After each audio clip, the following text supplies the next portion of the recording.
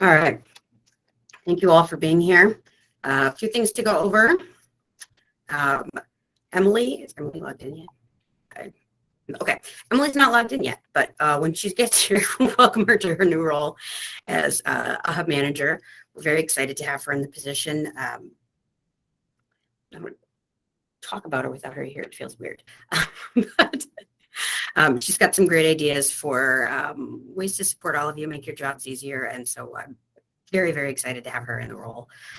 We had very, very strong candidates for the job, and it was a difficult decision, but I am excited to have Emily on board. There she is. Hi, we were just talking about you. Oh, you're muted. Late to the meeting, doesn't know how Google Meets work. It's a great look. It's great start. Welcome, Emily. It's only up from here. All right. And along with welcome, Emily, we say sort of farewell to Emma. She's remaining close enough that, we could vote. I could make it the poll. Is Emma dead to us?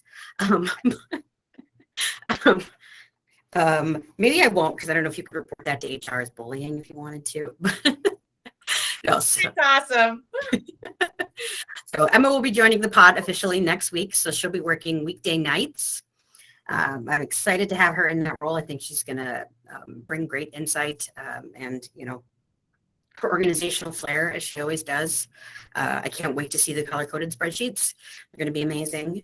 But, I think this is kind of a difficult change because Emma's been running the day side for quite a while. Emily and I are going to have to figure out all the work that Emma was doing that none of us knew she was doing. Make sure that we're getting it all covered. But I'm excited for this period of change for the team. I think it's gonna end up doing great things for us.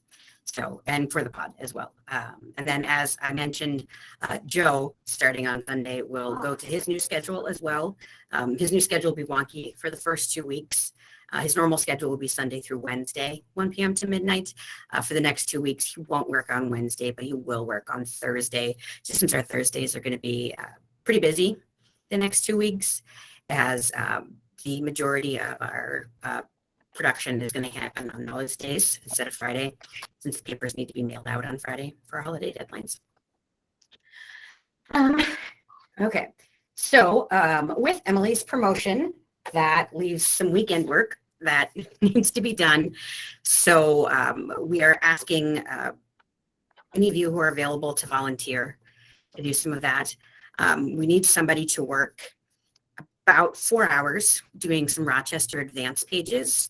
That can either be Saturday evening or it could be Sunday morning, kind of whatever fits with your schedule. The content, Joe said, is usually budgeted by around 5-ish on Saturday. So really anytime after that. So if that's something that you're able to do, please let us know. And that can be overtime. And then also on Sunday, we need help. And that could be, if you want to work a full shift and have that overtime. If you're willing to work, maybe 4 hours just to pitch in and help. Emily worked a 10-hour shift on Sundays and did quite a few pages while she was in. And so we're just trying to figure out how to cover that while we complete interviews and hiring. With the holidays, we're not going to be able to get anybody in until the new year. So we're just trying to figure out a plan for in the interim. I know it's the holidays and people have plans with family and such, but if you're able to, like I say, even if it's for, a few hours and not for a full shift, please let us know. It's going to help us out a lot. And, prevent Joe's heart attack. Keep trying to just delay. So like I said, the holiday schedule, Wednesday is going to be busy. Thursday is going to be very busy. Joe says prolonging the inevitable. We've been in journalism too long. We're going to have a heart attack or a stroke eventually. It's just, trying to push it off until we have somebody fully trained to take our jobs. So just make sure you're keeping an eye on your deadlines in page track for the next 2 weeks. We've got, like on Tuesday, we've got a few sections that are just like a couple of hours early, things like that. So just don't rely on, oh, I know when this is due. Make sure that you're actually looking in page track at those deadlines, because a bunch of them are going to be changed. And then, like we always say, make sure that you're paying attention to the date of the publication you're working on and dates on the budget, because, for example, on the 23rd, you'll be working on papers for the 24th, the 25th, the 26th, and probably the 27th. So, be keeping an eye on that so we can make sure we have the right content in. So Brightspot, the transition was interesting yesterday. I don't know if anybody else's grandma called them to tell them that the internet was broken, but so the site is up now, it's working, and the good news for us is that it seems like the only real issue that we've experienced just has to do with the cut lines appearing as footers, the footer field just not filling correctly, and then the notes field not necessarily popping up. IT has figured out exactly what's causing that. They have a solution figured out. They're just running a couple of tests to make sure it works. So I am hoping that, maybe tomorrow or Monday at the latest, that we'll have that. Essentially, I'm not going to go into the technical pieces of it because I'm probably boring you well enough already, but the photo information is all just going to move to the bottom of the publishing table, because our scripts work based on like cell 8 is the footer. And so that's why things are getting messed up. So in the meantime, please just keep an eye on those. I've also asked the copy desk to keep a really close eye on those as well. Hopefully we have a fix soon. Then we just have a couple of updates on cut lines. So change form news service in cut lines. So it matches the pub, whatever's in the byline. Contributed or submitted photos, you can just say submitted. You don't need to say submitted photo. People know it's a photo. Unless it's, a photo illustration, something that we need to label as an illustration so people don't think it's real. Obviously, in that case, then you do it. For paid content, so modulus items, if you have to jump them from page to page, remember that you do need to put on all pages with those items on there, that little jump line, more obits on page, or more business announcements on page, and that is in our libraries, correct? Yes. Yep. So, all you need to do is pull that out of the libraries, but make sure that you've got that on there so people know where to go. And then, so headlines, we talked a little bit about this last week, but, just keep an eye on your headlines. If they're jagged or really unbalanced and stuff, ask for help. And then when you're running into situations where you need the copy desk to fix a headline, and you're going to ask them to do it on the page, take a look at the headline first. If it's a little bit of a change, then you can go ahead and continue to do what you're doing and put the hey, copy desk, please adjust this. But if it's a significant change, like if the pod member didn't change it from a web headline, so you get like a 20-word headline that you need to fit somewhere, just ask in the pod room for that person to fix it. Say for 12/17/21 story, I need that headline to be shortened to about a third of its length or whatever. It's just going to be easier for them to do it that way than to take the time to do it on the page later, especially because when they're on the page, often that's getting closer to deadline. So it's harder to do it. Asking in advance gives everybody more time. Any questions or anything on any of those things? I know that was kind of a lot to go over with Brightspot, holidays, people changing jobs, Joe having a heart attack. But okay, I'll let Michael take over. If you have any questions, feel free to interrupt Michael or type in the chat box.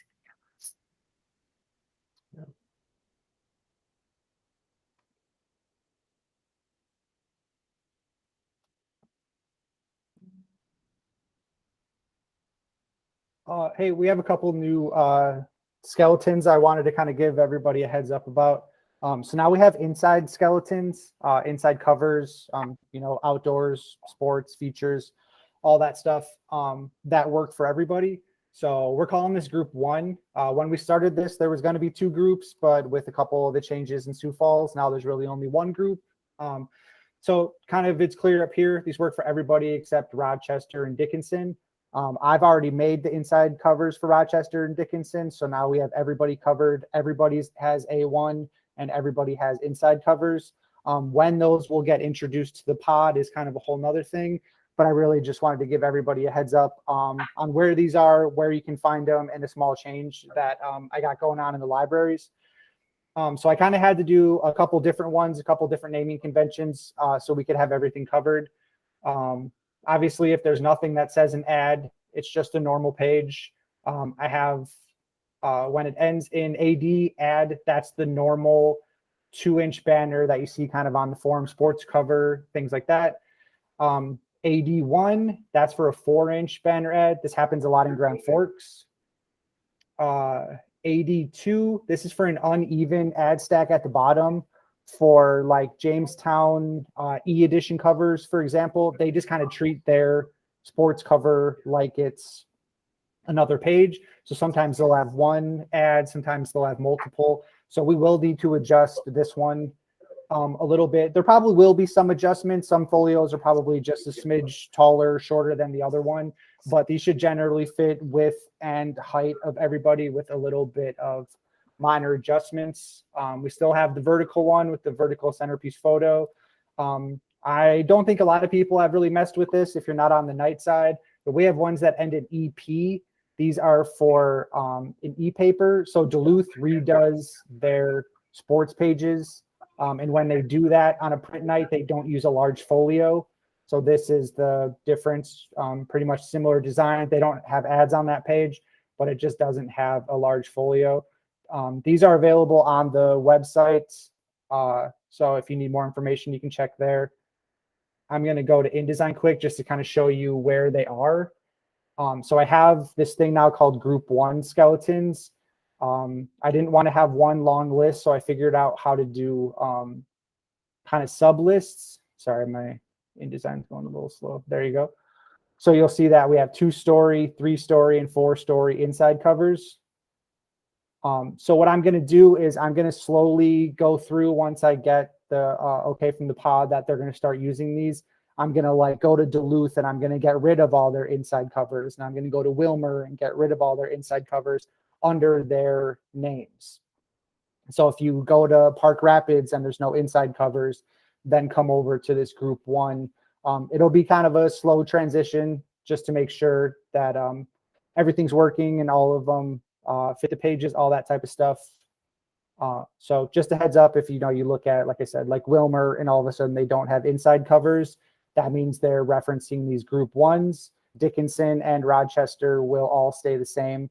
Those are available within their own group, and those are ready to go. So that's all I got. Let me know if you have any questions.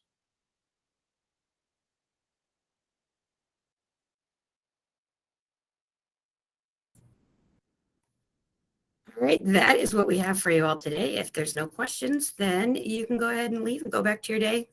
Thank you all for everything. We appreciate you. Ashlyn says, congrats to Emily and best of luck in the new roles to Joe and Emma. Thank you all.